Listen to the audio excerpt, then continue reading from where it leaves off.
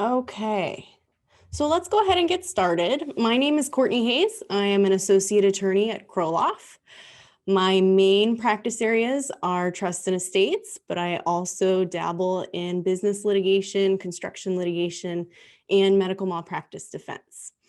Now, today, of course, we're going to be talking about estate planning for families with minor children.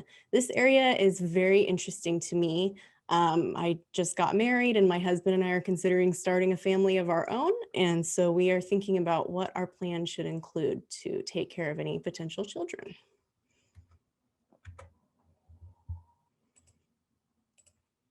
Okay, so a little bit of legalese up front here. Anything I say today does not constitute legal advice. It does not create an attorney-client relationship. You shouldn't act or refrain from acting based on anything I say today. This is purely informational. So with that, we can start. So we're going to start off talking about why you need an estate plan. Then we'll go into what the components of a comprehensive estate plan are. We'll talk about why it's important to update your beneficiary designations after you've put into place your estate plan. We'll discuss using life insurance as a tool for estate planning. And we'll also discuss creating 529 plans for educational savings. So to start off, why do you need an estate plan? Well, there's many very important reasons, particularly if you have young children. So the biggest reason is that an estate plan puts into writing what your wishes are with your property. And if you die without an estate plan, your property is going to pass according to state law, the law of intestate succession. And what that says is that your property is going to pass to your spouse, then to your children, your grandchildren, and your great-grandchildren, and so on and so forth. And this might not be what you have in mind for your property. So if it's not, you should put a plan in writing as to what you do have in mind. Another benefit, particularly with a trust-based estate plan, is to avoid probate. And probate is like this dirty word that we all want to avoid. It's very time-consuming. It can take months to close a probate, and it can be very expensive. So you've got your court costs, and then of course you've got your attorney's fees at the end that can eat up a chunk of your estate. So it's better to avoid this and to have a plan in place that will avoid probate. And so how do you avoid probate? Well, if your estate is worth more than $166,250, odd number, but that's what the legislature came up with, you should have a trust in place. A trust will avoid probate. If your estate is worth less than this amount, you might not need a trust, but you should still have a will in place so that you have control over how your assets are distributed. So going back here, other benefits, of course, to provide for your children in a worst case scenario. You get to have a say in who is going to raise your children. So you can pick someone who has your same values, who's going to instill those values in your children, and who's going to care for your children in a way that you would like. It can also be beneficial to minimize estate tax. So currently, California does not impose an estate tax, but the federal government does. If your estate is worth more than, I think it's $11.7 million. Now that's obviously a lot. Most people here today probably don't have estates that are valued at higher than $11.7 million. But it's important to keep in mind that that amount can change dramatically over the years, particularly between presidential administrations. So during the Bush era, I believe it was between $1 to $2 million. President Obama increased it to about 5.4 million. President Trump increased it to in the 11 million range, and now President Biden is expected to decrease it. So it can change dramatically, and it's important to keep this in mind, whether you currently have an estate plan or whether you're planning to put one in place. And if you end up acquiring a lot of assets that make your estate grow. Having an estate plan can also avoid the need for a conservatorship. Conservatorship is a court-supervised process where someone is appointed to manage your affairs, to make certain personal care decisions, to manage your finances if you're not able to do so yourself. And these can be expensive to set up and expensive to monitor over time. Your conservator has to submit certain status reports and accountings to the court. And so that can get expensive, It's also very difficult to terminate a conservatorship if you end up gaining the ability to make your own decisions again. And so it's better to have an estate plan in place to avoid the need for a conservatorship altogether. So those cover a lot of the reasons why. Some of you might already have an estate plan. Some of you might be thinking, I don't need this, I'm young, I'm healthy, I can't afford this. The sad reality is that while no one predicts that they're going to die young, it does happen. And so it is better to have a plan in place. So we've covered intestacy, and we've looked at how to avoid probate, and we're going to cover this more in depth. So what documents should a comprehensive estate plan include? Well, you've got your revocable living trust. That's very important. A will is important. An advanced healthcare directive, and a durable power of attorney. These are the nuts and bolts of your estate plan. There may be other documents that a good estate planning attorney will prepare in addition to these, but these are the most important. So starting with a trust, this is a living document, meaning that it becomes effective when you sign it. It goes into effect then. And it can be changed or revoked at any time during your life and while you have capacity. Now, another benefit to a trust, we've talked about that it can avoid probate. Probate court filings can be very public. And so having a trust means that you can maintain privacy around what assets you have and how you're going to distribute them.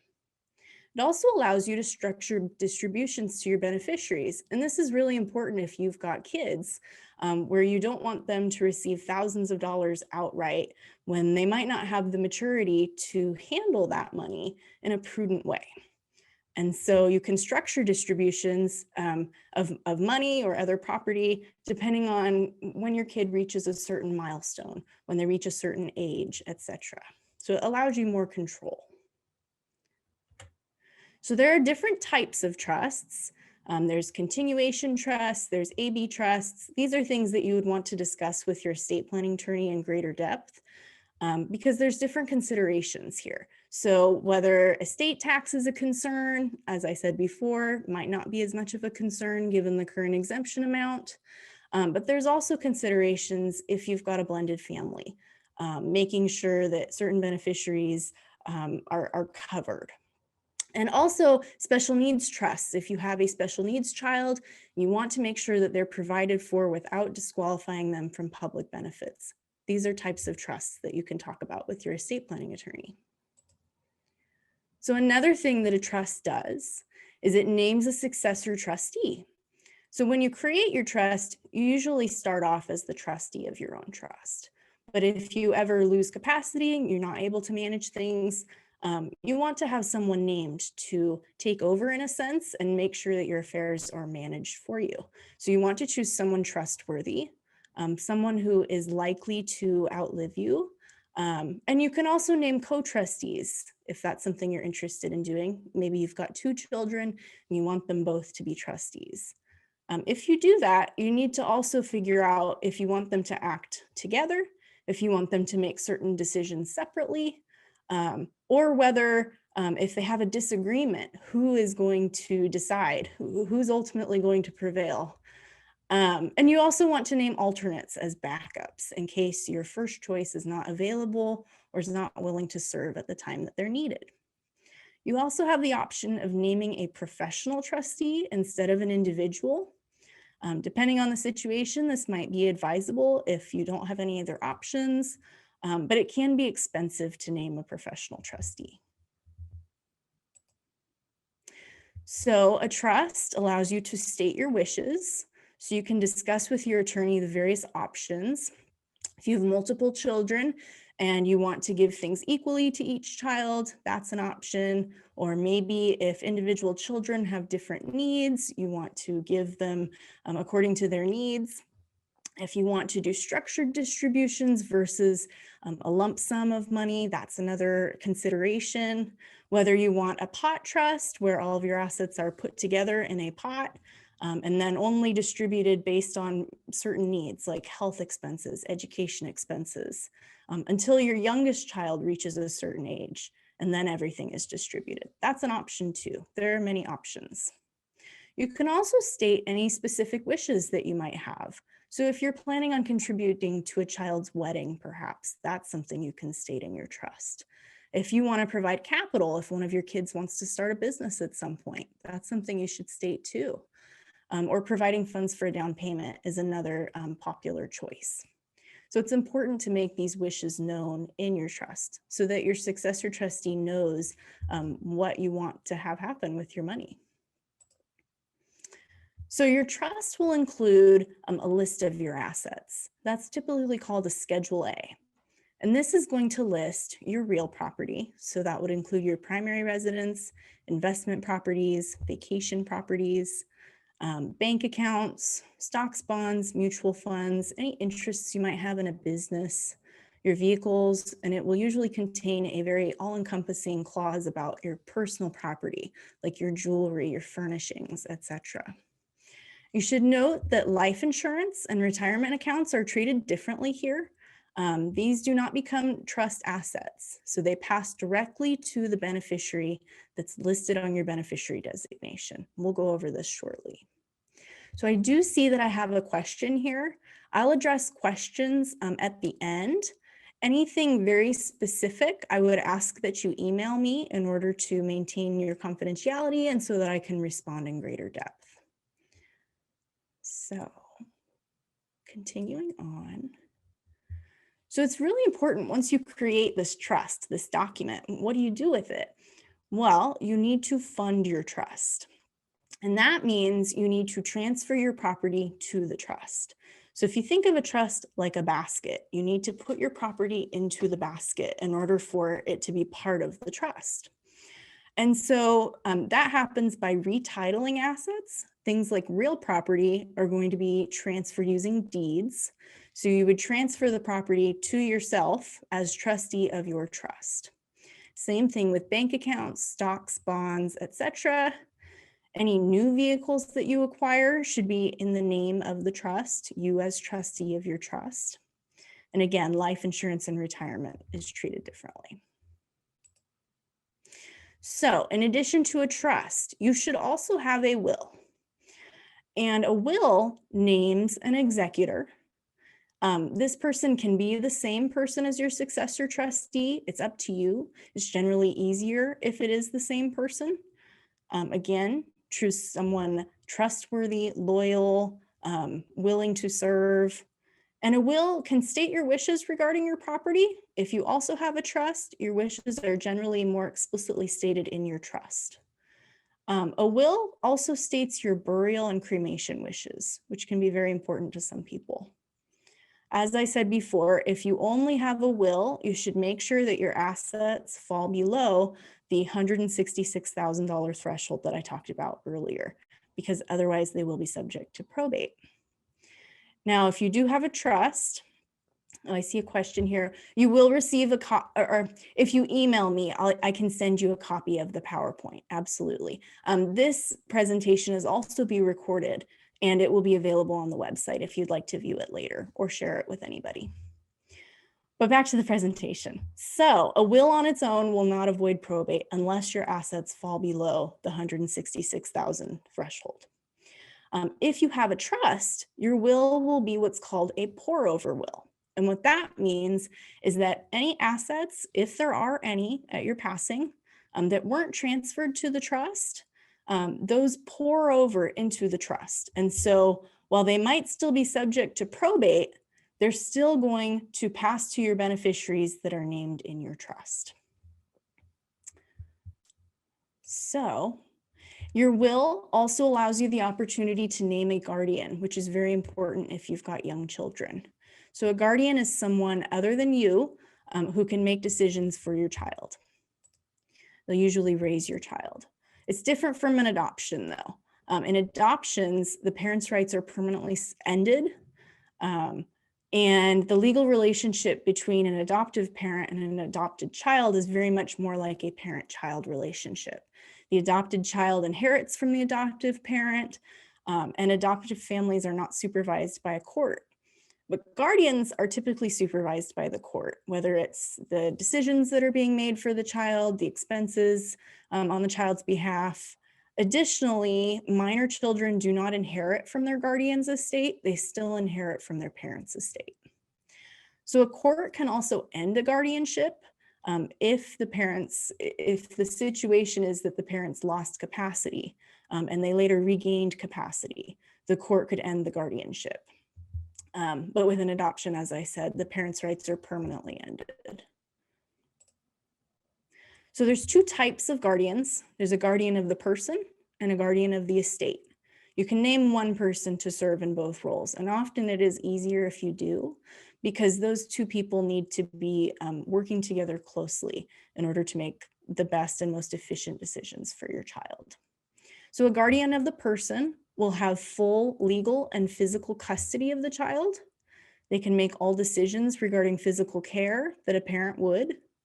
And they're responsible for your child's basic everyday needs. So food, clothing, shelter, safety, medical and dental care, education, and any special needs. They're also they're responsible for your child's physical and emotional growth. So teaching your child the values they need to succeed in life, which is a reason why you probably want to have a say in who is going to take that on. And so it's important to name someone you trust. Now, there's also a guardian of the estate, manages the child's estate or property until the child turns 18. So that's managing the child's money, making any investment decisions that might need to be made. And they're generally limited, as I said, because they're subject to court supervision. So as I said, you can name a guardian for one single guardian for both of these roles. You can name individual guardians. You can name two people to fill in each of these roles. It's really your choice. So moving along, we've got advanced healthcare directives. So these allow you to name an agent to make healthcare decisions for you if you're ever not able to do so yourself. So this is someone you trust to fulfill your wishes. You probably want to list alternates as backups. You can name multiple people. So this is where you state your wishes. Now, some people don't want to choose very extreme life-saving measures in order to prolong their life. They're more focused on their quality of life. And so you can state those wishes in your healthcare directive. And you can state what treatments you're open to or not. Some people are not open to dialysis or a ventilator, things like that. And these are difficult decisions to think about sometimes and talk about, but it's better to make those decisions while you can. And so you can also state your religious preferences. Maybe you are opposed to blood transfusions or something like that. That can be stated in your healthcare directive. You can state your wishes regarding organ donation. Any wishes that you have relating to your healthcare should be put in writing so they can guide your agent. A healthcare directive will typically include a HIPAA release so that your agent can receive your private healthcare information. This is important so they can make the best decision for you based on your information. And it's important that once you have your healthcare directive signed, you actually give your primary care physician a copy of it. What often happens is these documents are signed, you put them in a safe or a file cabinet somewhere, and then something happens and nobody knows where the document is when they need it. And so it's important to make sure that it's accessible with your physician so that your wishes are known at the time that they need to be known. So moving on, our last major component is the power of attorney. And this is like an advanced healthcare directive, but it's for other decisions, usually financial decisions. So things like paying your bills, making any gifts of money if you want that to happen, selling or purchasing real property, investing, making any estate planning decisions, updating designations. These are just examples. There's many powers that you can grant to your power of attorney if you want to do that. And there's different types of powers of attorney. So there's the limited power of attorney, and this is for some specific task. This says here that it's only effective while you being the principal, is alive. However, you can also have what's called a durable limited power of attorney. And durable means that the power of attorney remains in force even if you lose capacity later on. So we definitely recommend having a durable power of attorney. For estate planning purposes, it's beneficial to have a general power of attorney, which covers a broad list of areas of responsibility and includes a broad list of powers that are granted to the agent. A limited power of attorney could be more beneficial if, say, you're going to be out of the country, but you're in the process of buying a condo and you're going to grant limited power of attorney to one of your parents to sign for you to purchase the condo. And then that power ends after the condo is purchased and the limited power of attorney has served its purpose. That's a limited power of attorney. For estate planning, as I said, you're going to want a general power of attorney. And you also have the option of choosing whether it's springing or immediate. A springing power of attorney will become effective at a later date. So it's usually after 2 physicians have examined you and they've determined that you're not able to make those decisions for yourself. At that point, your agent's power would become effective. Alternatively, you can choose to have your agent's power effective immediately when you sign the document. And that's really a matter of your choice, your comfort level with your agent. If you trust them implicitly and you're okay with them having that power now, then you can go with an immediate one. If you don't, it might be better to go with a springing power of attorney. It's really up to you. So as I said before, it depends on your comfort level with your chosen agent. So a power of attorney not only names this agent, but it decides what powers to grant the agent. And you can nominate a conservator in your power of attorney. So if for any reason at some point your estate plan is deemed invalid, something happens and you need a conservator, you want to be in the position of having some kind of control over who is chosen. And that's where your nomination of a conservator comes into effect. Now, when are each of these documents used? So as I said before, a trust becomes effective immediately. It's effective during your life and after your death. A power of attorney and healthcare directive are only effective during your life. They die with the person. And a will and your disposition of remains that's usually included in your will, those are used after your death. So that's kind of an overview of the documents here. These should all be included in any estate plan that you get from an estate planning attorney. So when your estate plan is completed, what do you do then?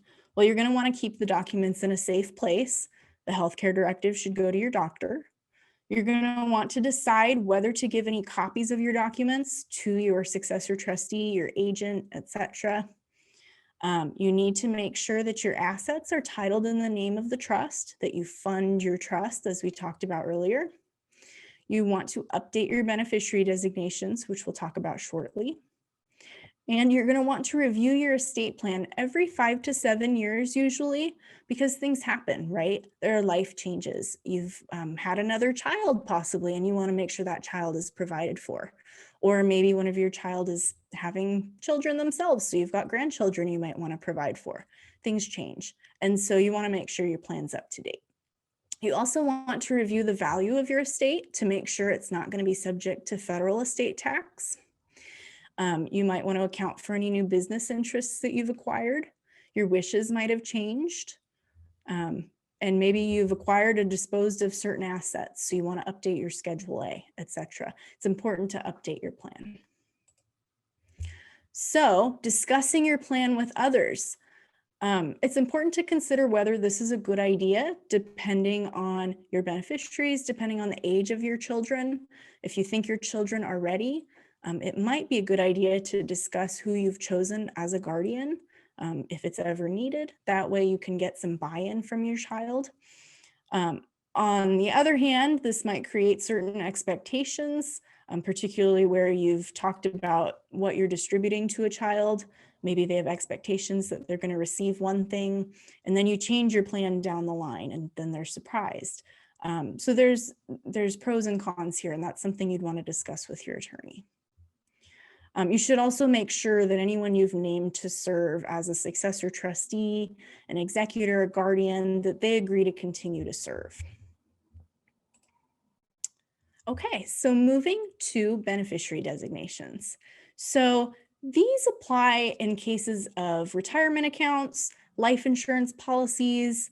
You'll have beneficiary designations with transfer on death or payable on death bank accounts, usually pension plans, company benefits plans, things like that. So these will pass to the beneficiaries named on your beneficiary designation form. Now, importantly, these designations will control how that particular account is distributed. So even if you say in your trust that you want an account distributed a certain way, if your beneficiary designation says something else, the beneficiary designation will control. This also applies if you get divorced and you have your former spouse listed as a beneficiary. The divorce decree doesn't affect the beneficiary designation. So your former spouse will still get that account if they're listed as a beneficiary.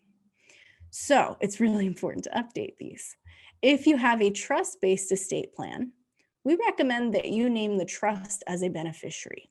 That way, the account will pass to your trust, and then it can be distributed according to the terms of your trust. If you have a will but no trust, then you're going to want to name the actual person that you want to receive the money. You don't want to name your estate or your will, because depending on how much money is in the account, that could create a probatable estate. So if the value exceeds $166,250, which your retirement account probably will, that's going to pass to probate unless an actual person is named to receive that money or your trust is named. So moving on, using life insurance in your estate plan. So this is something you should talk to your attorney about and talk to an insurance broker about, but there are some serious benefits to consider. So life insurance can provide an immediate source of cash at your death.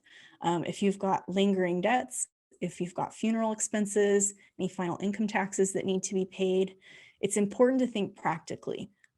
Because practically speaking, you might not have much other cash that's readily available to pay these expenses if your assets are tied up in, say, retirement accounts and a house.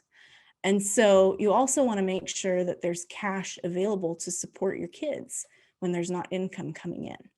So if you need an immediate income source to pay education expenses, living expenses, life insurance might be an option. So for parents with minor children, you're generally recommended to purchase a term life insurance and policy. So this would cover the years until your youngest child turns 18, or maybe a few years longer, depending on whether you want that kind of coverage. For parents with special needs children, it's probably better to purchase a longer term policy, like maybe 30 years, or maybe whole life, depending on the situation.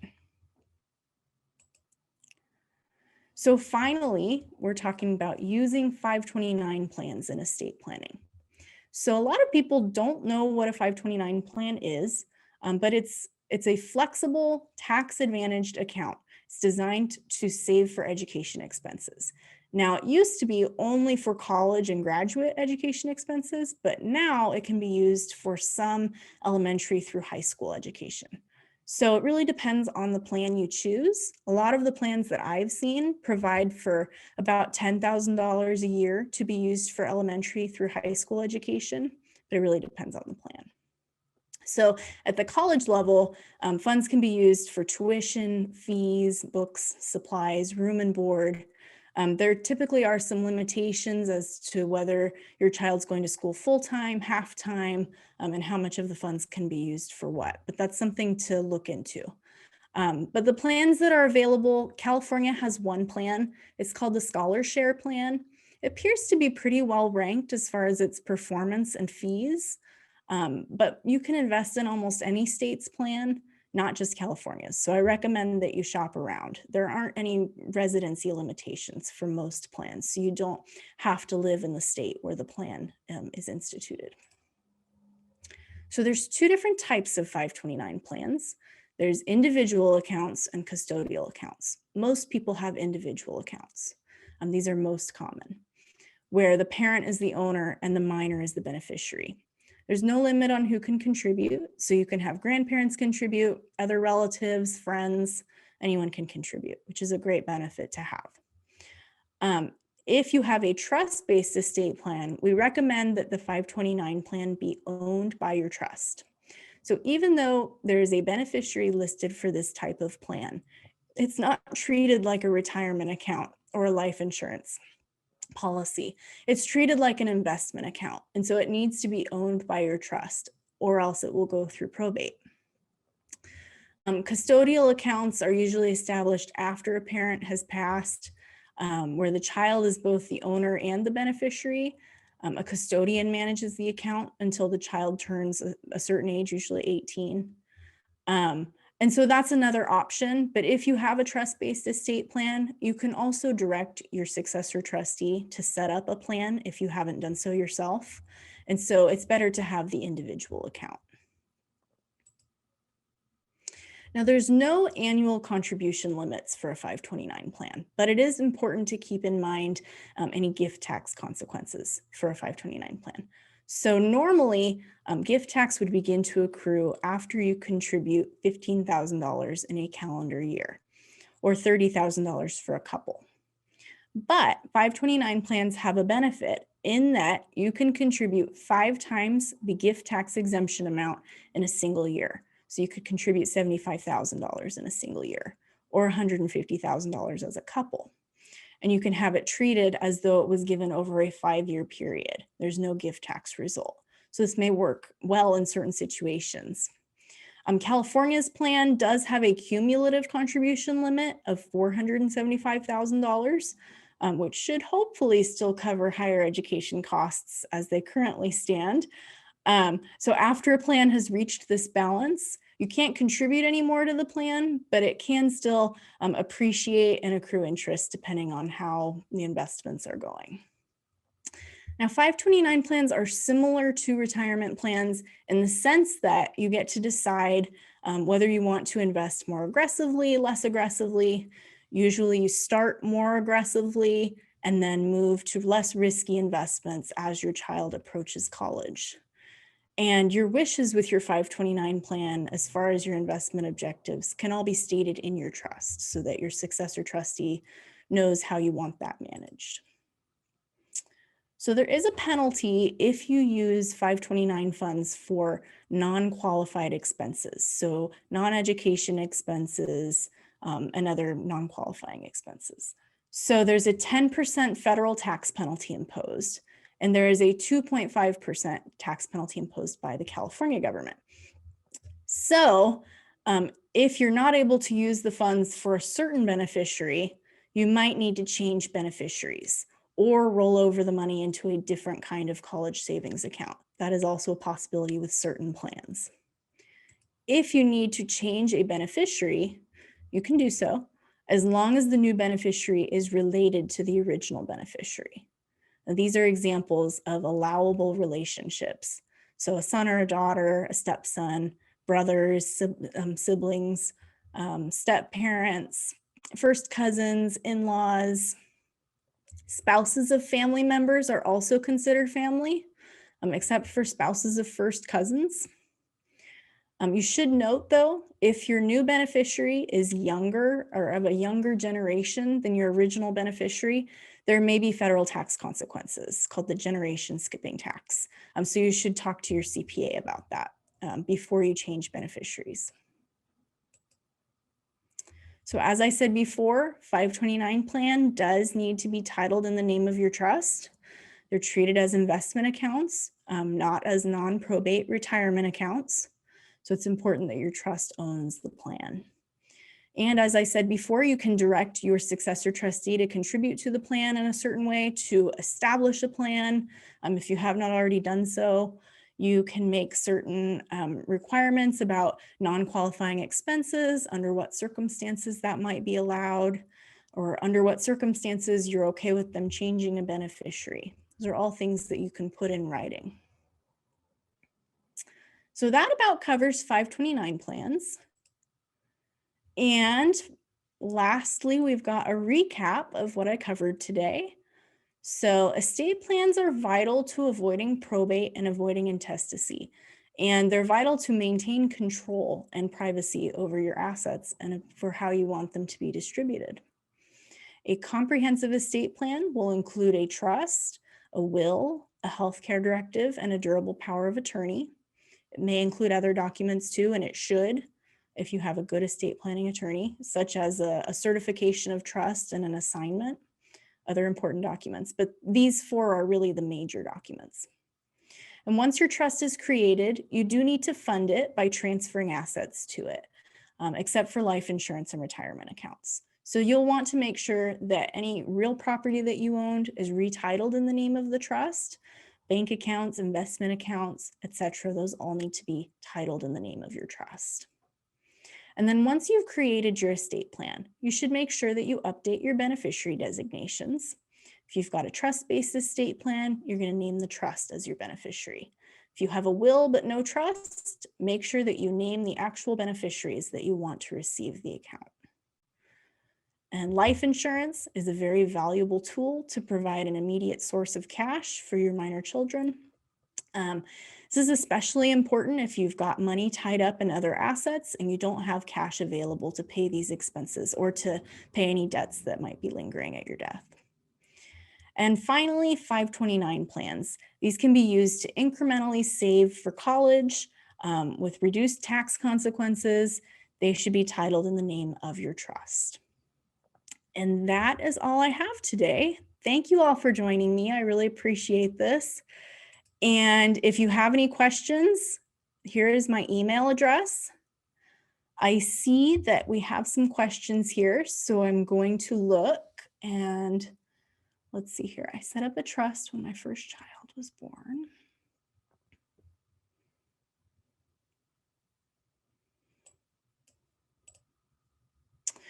So Lindsay, why don't you email me with that question and I'll be able to get back to you in more depth. And let's see here, Barbara Caulfield.